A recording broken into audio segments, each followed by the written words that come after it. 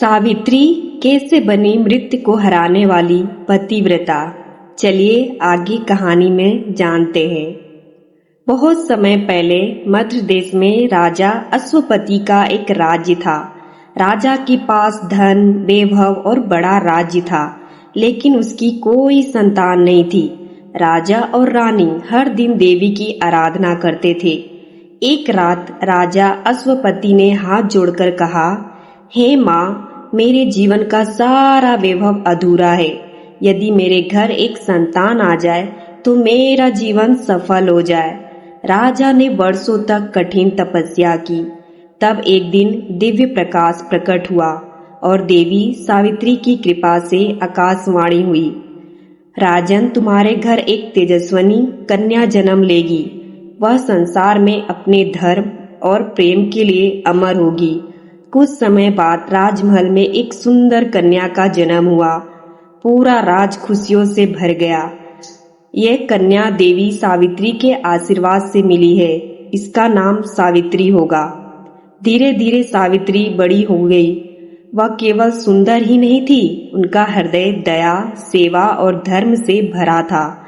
महल की दासियों भी उनसे प्रेम करती थी। एक दिन एक दासी बोली, राजकुमारी, आपने कभी किसी से कठोर शब्द नहीं कहा। जिस मन में प्रेम हो वहां कठोरता अपने आप दूर हो जाती है। समय बीतता गया। अब सावित्री विवाह योग हो चुकी थी, लेकिन उसकी तेजस्विता देखकर कोई राजकुमार स्वयं को उनके योग नहीं समझता था। राजा अश्वपति चिंतित रहने लगे। एक दिन उन्होंने सावित्री को बुलाया, पुत्री, अब समय आ गया है कि तुम अपने लिए योग वर चुनो। जैसे आपकी आज्ञा पिताश्री।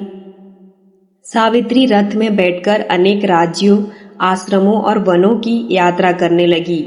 एक दिन उनका रथ घने वन से गुजर रहा था।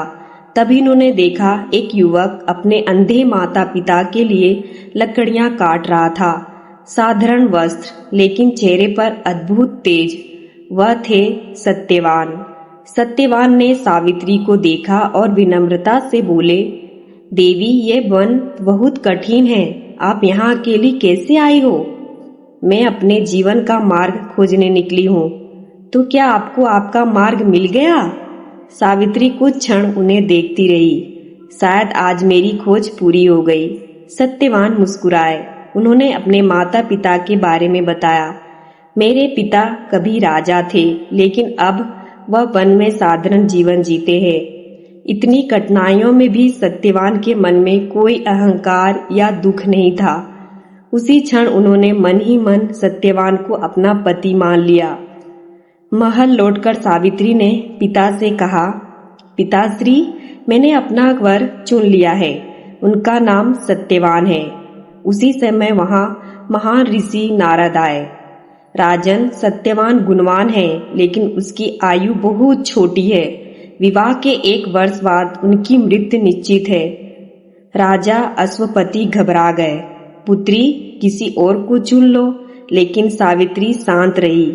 भारतीय नारी केवल एक बार अपने पति को चुनती है। मैंने मन से सत्यवान को स्वीकार कर लिया है। लेकिन पुत्री, तुम्हें विधवा जीवन सहना पड़ेगा। जिस प्रेम में सच्चाई हो वहाँ भय का स्थान नहीं होता। सावित्री के दृढ़ निश्चय के आगे सब झुक गए। दोनों का विवाह हो गया।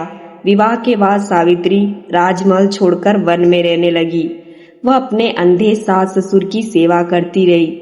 सत्यवान के साथ लकड़ियां लाती और कभी किसी बात की शिकायत नहीं करती। लेकिन धीरे धीरे वह दिन पास आने लगा जिस दिन सत्यवान की आयु समाप्त होने वाली थी। सावित्री हर दिन भीतर ही भीतर टूट रही थी, लेकिन चेहरे पर मुस्कान रखती थी। आखिर वह अंतिम दिन आ गया। सुबह सत्यवान जंगल जाने लगे। स्वामी, आज मैं भी आपके साथ चलूंगी। तुम कई दिनों से उपवास कर रही हो, तुम्हें विश्राम करना चाहिए। आज मेरा मन आपको अकेले जाने देने का नहीं कर रहा है। दोनों जंगल पहुंचे। कुछ देर बाद सत्यवान अचानक सिर पकड़कर बैठ गए। सावित्री, मेरा सिर बहुत भारी लग रहा है। सावित्री ने तुरंत उन्हें अपनी गोद में लिटा लिया। स्वामी, आंखें बंद मत कीजिए। यदि अगला जन्म हुआ तो मैं हर जन्म में तुम्हें ही पत्नी के रूप में मांगूंगा।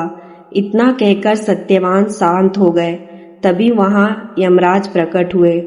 सावित्री, सत्यवान की आयु पूरी हो चुकी है। यमराज आत्मा लेकर आगे बढ़ने लगे, लेकिन सावित्री भी उनके पीछे चल पड़ी। अब लौट जाओ। पत्नी का धर्म है कि वह अपने पति का साथ कभी ना छोड़े। यमराज उनके प्रेम और धर्म से प्रभावित हुए। उन्होंने एक एक करके वरदान दिए। पहले सास ससुर की आंखें लौटी, फिर उनका खोया राज वापस मिला। अंत में सावित्री बोली, मुझे सत्यवान से 100 पुत्रों का सुख मिले। यमराज मुस्कुराए, तुम्हारे प्रेम ने मृत्यु को भी हरा दिया। मैं सत्यवान को जीवन दान देता हूँ। उसी क्षण सत्यवान फिर जीवित हो उठे। धीरे धीरे अपनी आंखें खोली। वन में हल्की हवा बह रही थी। पेड़ों के बीच में सूर्य की किरणें नीचे आ रही थी।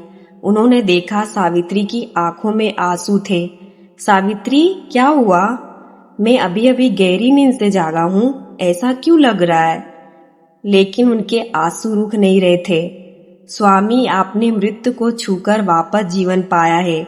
मैं कुछ समझ नहीं पा रहा। सावित्री ने सारी घटना बताई, कैसे यमराज उनकी आत्मा ले गए थे और कैसे उन्होंने अपने प्रेम और धर्म से उन्हें वापस पा लिया। सत्यवान आश्चर्य से सावित्री को देख रहे हैं। सावित्री, तुम्हारे जैसा प्रेम संसार में कोई नहीं कर सकता। पति पत्नी का संबंध केवल इस जन्म का नहीं होता स्वामी, यह आत्माओं का बंधन होता है। रात होने लगी थी। दोनों जल्दी से अपनी कुटिया की ओर लौटने लगे।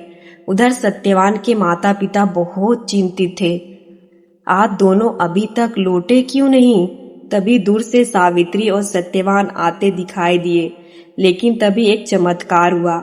सत्यवान के अंधे पिता की आंखों में अचानक प्रकाश लौट आया। ये कैसा चमत्कार है? मैं फिर से देख पा रहा हूँ। उन्होंने सबसे पहले अपने पुत्र और बहू को देखा। उनकी आंखें भर आई।